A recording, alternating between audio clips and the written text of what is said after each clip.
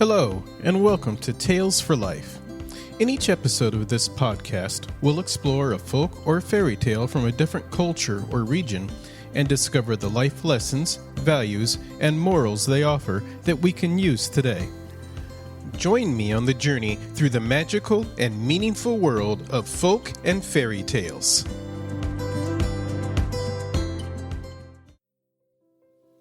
Hello, and welcome to another episode of the Tales for Life podcast.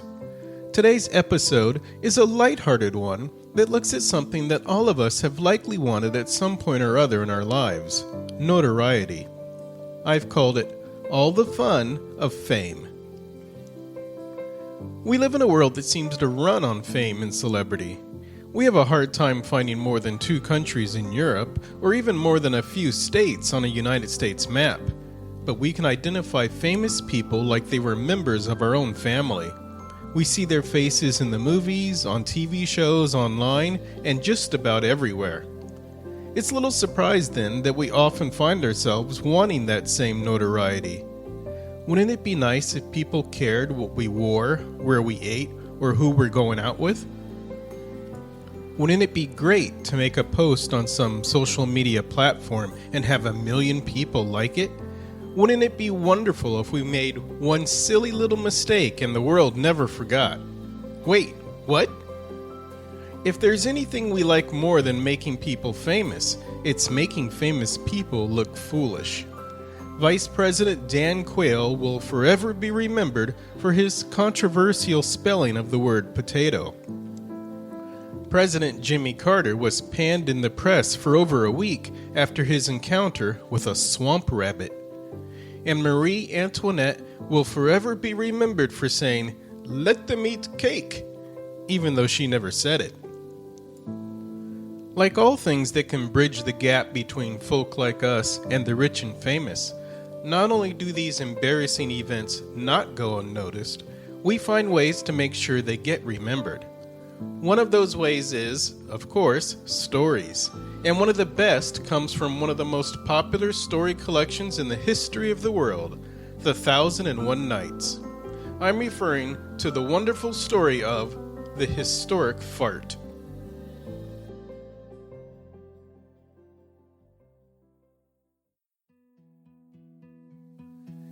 They recount that in the city of Kakaban in Yemen, there was a man named Abu Hassan of the Fadli tribe who left the Bedouin life and became a townsman and the wealthiest of merchants. His wife died while both were young, and his friends pressed him to marry again. Weary of their pressure, Abu Hassan entered into negotiations with the old women who procure matches, and married a woman as beautiful as the moon shining over the sea. To the wedding banquet he invited kith and kin, ulema and fakirs, friends and foes, and all of his acquaintances. The whole house was thrown open to feasting. There were 5 different colors of rice, and sherbets of as many more. Kid goats stuffed with walnuts, almonds, and pistachios, and a young camel roasted whole. So they ate and drank and made merry. The bride was displayed in her 7 dresses, and one more, to the women who could not take their eyes off her. At last the bridegroom was summoned to the chamber where she sat enthroned. He rose slowly and with dignity from his divan, but in so doing, for he was overfull of meat and drink, he let fly a great and terrible fart. In fear for their lives, all the guests immediately turned to their neighbors and talked aloud, pretending to have heard nothing. Mortified, Abu Hassan turned away from the bridal chamber, and as if to answer a call of nature, he went down to the courtyard, saddled his mare, and rode off, weeping bitterly through the night. In time he reached Lahej, where he found a ship ready to sail for India. So he boarded, arriving ultimately at Calicut on the Malabar coast. Here he met with many Arabs, especially from Hadramaut, who recommended him to the king. This king, who was a kafir, trusted him and advanced him to the captaincy of his bodyguard. He remained there 10 years in peace and happiness. but finally was overcome with homesickness. His longing to behold his native land was like that of a lover pining for his beloved, and it nearly cost him his life.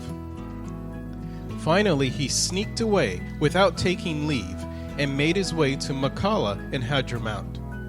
There he donned the rags of a dervish.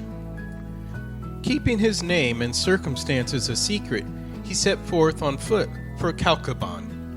He endured 1,000 hardships of hunger, thirst, and fatigue, and braved 1,000 dangers from lions, snakes, and ghouls.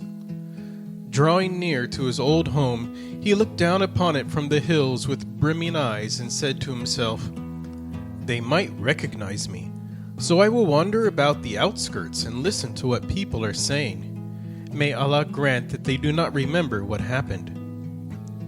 He listened carefully for 7 nights and 7 days, until it happened that, as he was sitting at the door of a hut, he heard the voice of a young girl saying, "Mother, tell me what day was I born on, for one of my companions wants to tell my fortune." The mother answered, "My daughter, you were born on the very night when Abu Hassan farted." No sooner had the listener heard these words than he rose up from the bench and fled, saying to himself, "Verily my fart has become a date. It will be remembered forever and ever." He continued on his way, returning finally to India, where he remained in self-exile until he died. May the mercy of Allah be upon him.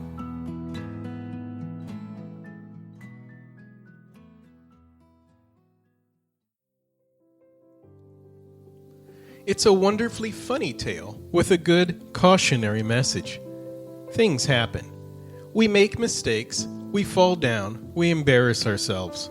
The distinction, or infamy, of what we do is considerably related to 2 factors, both of which are plain to see in this cute story. First is our fame. When you are larger than life, everything you do is equally large.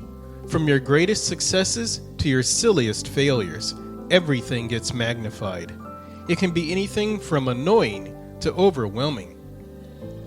What makes it so daunting is the second aspect, which is the position one holds, or believes one holds, in society. For our humbled protagonist, who was a rich and well-respected member of the community, the notoriety of his faux pas was too much for him. To go from respected, wealthy merchant to historic gas passer is quite the fall, and one the rest of us might not ever get over either. So what can we take from this tale? Again, things happen. What makes them notable is not the thing itself. I mean, seriously, we all toot, right? But who is doing it? The scale of notoriety is directly proportional to the scale of impact. There's nothing wrong with prominence and recognition. It can be a great place from which you can bring attention to great causes or meaningful activities, or maybe even get a free meal at your favorite restaurant. Just be mindful that the attention that comes with that fame isn't always the flattering kind. In the end, it's how you roll with the punches that can turn famous to infamous, or funny to fun. May you always go with the flow and enjoy the ride, at whatever level of fame you may have.